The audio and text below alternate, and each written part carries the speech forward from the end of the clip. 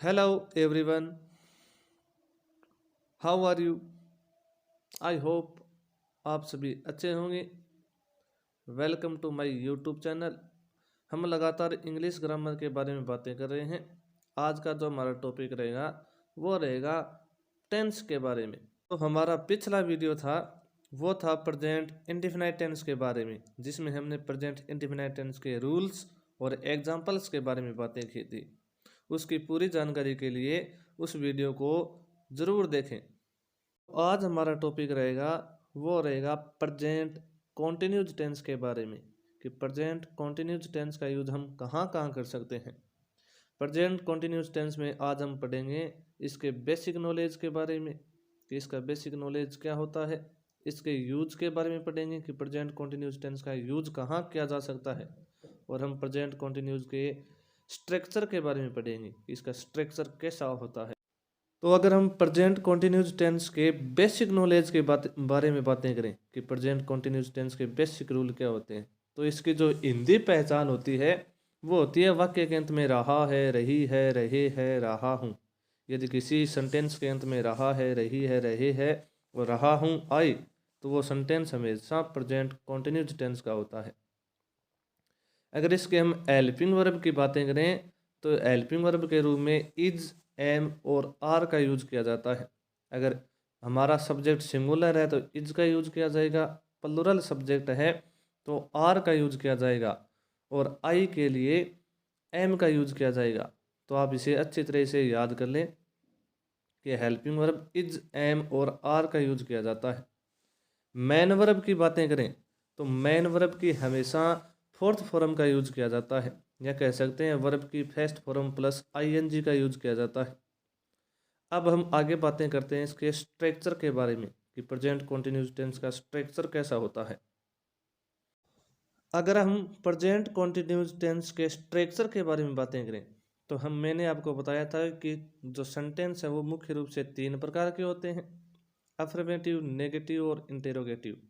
तो आपको अगर अफर्मेटिव सेंटेंस दिया गया हो तो उसमें सबसे पहले सब्जेक्ट का यूज करना है, फिर हेल्पिंग वर्ब का यूज करना है, फिर वर्ब की फोर्थ फॉर्म का यूज करना है और प्लस में ऑब्जेक्ट का यूज करना है। अगर आपको नेगेटिव सेंटेंस दिया गया हो तो उसमें सबसे पहले सब्जेक्ट प्लस में हेल्पिंग वर्ब और हेल्पिंग वर्ब के साथ नोट आ जाएगा, प्लस में वर्ब की फोर्थ फॉर्म प्लस ऑब्जेक्ट का यूज किया जाएगा।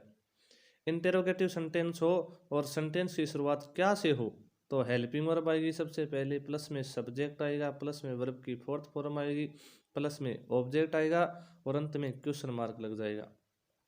और अगर सेंटेंस के बीच में कौन, कब, कहाँ, कैसे ये आदि शब्द आए तो इसकी शुरुआत डब्ल्यूएच वर्ड से, plus helping verb plus subject plus verb की fourth form plus object plus question mark. तो चलो अब हम इसके एग्जाम्पल्स के बारे में बातें करते हैं। तो जैसे कि हम प्रेजेंट कंटिन्यूस टेंस के एग्जाम्पल्स के बारे में बातें करें कि इसके एग्जाम्पल्स में हम टेंस का यूज कैसे करेंगे, तो जैसे पहला हमारे पास एग्जाम्पल है, वह इस समय बाजार जा रहा है। सेंटेंस के अंत में रहा है तो कौन सी टेंस होगी, प्रेजेंट कंटिन्यूस टेंस। तो सबसे पहले सब्जेक्ट आएगा ही, हेल्पिंग वर्ब आ जाएगी इज, मेन वर्ब की फोर्थ फॉर्म होगी गोइंग, आगे ऑब्जेक्ट मार्केट है तो मार्केट एट दिस टाइम।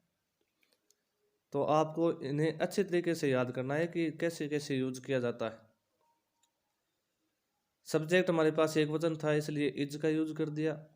जैसे दूसरा सेंटेंस है हमारे पास, तुम मूवी नहीं देख रहे हो, देख रहे हो तो कौन सी टेंस हो गई, प्रेजेंट कंटिन्यूज, तुम बहुवचन है इसलिए यू के साथ आर, नेगेटिव सेंटेंस तो आर के साथ नोट आ जाएगा, वाच की फोर्थ फॉर्म हो जाएगी वाचिंग, आगे ऑब्जेक्ट क्या है हमारे पास, मूवी है तो क्या आ जाएगा, मूवी आ जाएगा।